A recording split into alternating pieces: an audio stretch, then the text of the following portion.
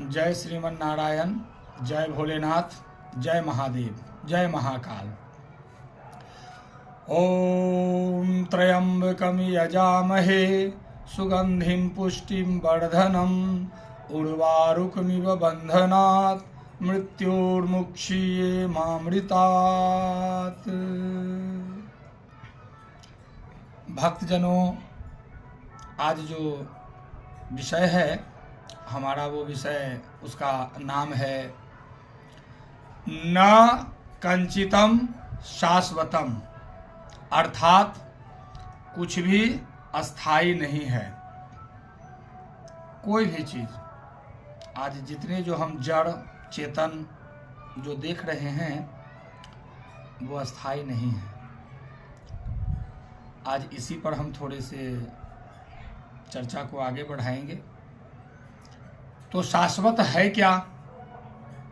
जब वेदों ने कहा कि न किंचितम शाश्वतम, अर्थात कुछ भी शाश्वत माने अस्थाई नहीं है,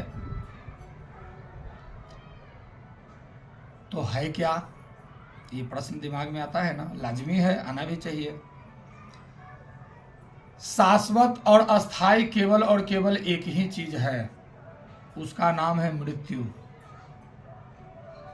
वही केवल शाश्वत है, सत्य है और अस्थाई है। और बाकी जितने जो चीज़ें हम लोग देख रहे हैं और रोज़ जो देखते हैं वो अस्थाई नहीं है। बंधुवर, ज़रूरत है हमें इन बातों को अच्छे तरीके से समझने की, क्योंकि आज के इस दुनिया में जैसे लोग, जैसा चेला बन रहा है वैसे गुरु भी मिल रहे हैं। सत्य को बतलाने वाला 100 में केवल और केवल 1% आपको मिलेगा। ये मैं इसलिए कह रहा हूँ कि आप इन बातों को, हमारी इन बातों को समझेंगे, मनन करेंगे और उसके बाद में कहेंगे, अपने मन में सोचेंगे, विचार करेंगे कि हमने जो कहा वो क्या गलत कहा है क्या नहीं।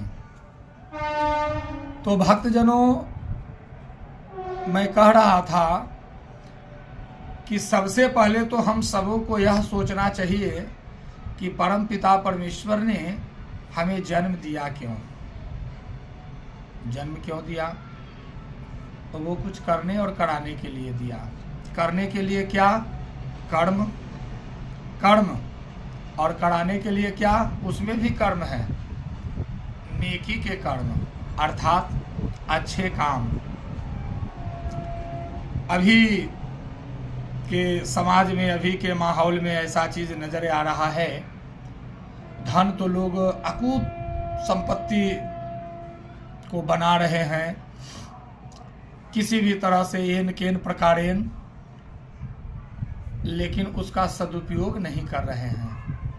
और वो सदुपयोग न होने से वो धन जो है अन्यत्र जगह पर किसी न किसी रूप में खत्म हो रहा है।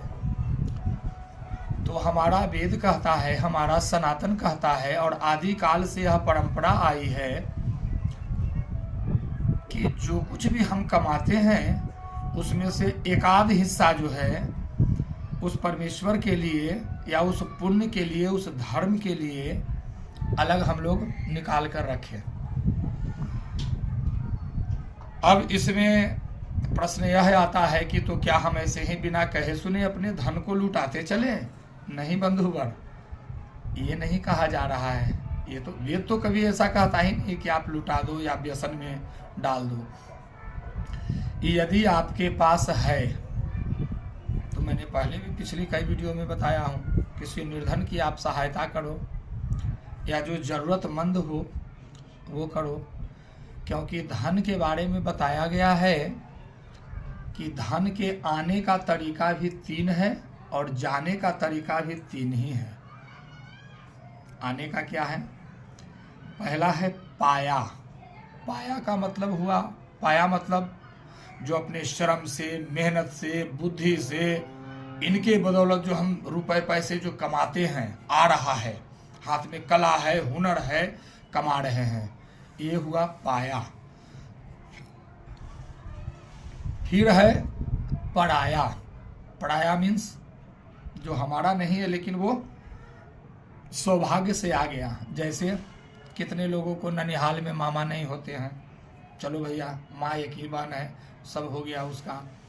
किसी के घर में भाई भतीजा नहीं होते हैं, चलो भैया हो गया। किसी कोई माता पिता का एक ही संतान है, हो गया। ये हुआ पढ़ाया। और उसके बाद पाया, पढ़ाया और कमाया। अब कमाया में हुआ कि आप अच्छे तरीके से यानी नीति पूर्वक कमा रहे हैं, वो हुआ कमाया। श्रम और मेहनत तो कर ही रहे हैं, वो हुआ कमाया। ये 3 तरीके से धन आते हैं सब लोगों की जिंदगी में। लेकिन अब जाने का भी तरीका सुनिए। ये तो आने के हमने बताए, पाया, पढ़ाया, कमाया। लोग कहते हैं चुराया, अरे चुराया नहीं, कमाया।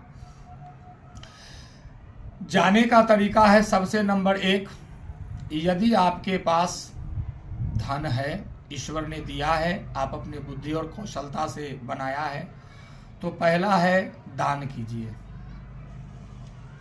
मंदिर में कुछ दिया कि हाँ बाबा आज राग भोग लगवा दीजिए, या गौ माता पालन हो रही है उसके लिए चारा की व्यवस्था करवा दिए, या धर्मशालाएं बनवा दी, या जहाँ कहीं मंदिर उंदिर अगर नहीं है वहाँ पर मंदिर का निर्माण कर। कब? जब है आपके पास तो ये हो गया दान, या आपने किसी निर्धन को सहायता की, दान किया, तो ये है दान। फिर उसके बाद में है भोग। भोग तो दान के बारे में भी बताया गया है कि जो उसका सही मायने में पात्र हो यानी अधिकारी